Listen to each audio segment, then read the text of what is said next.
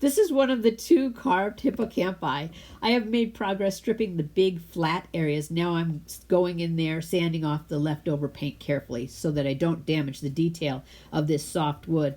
I use my rechargeable rotary tool for the large areas, and then I go in with my wood files for all of those niggly tiny corners.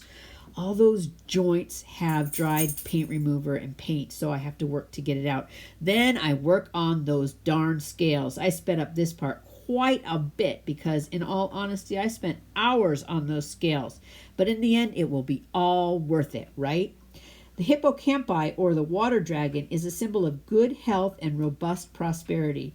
The carver of this overall horse was very skilled, actually, and the original sale of this carving probably fed his family in Indonesia for about a month back in the 1970s. Well, here it is. What do you think?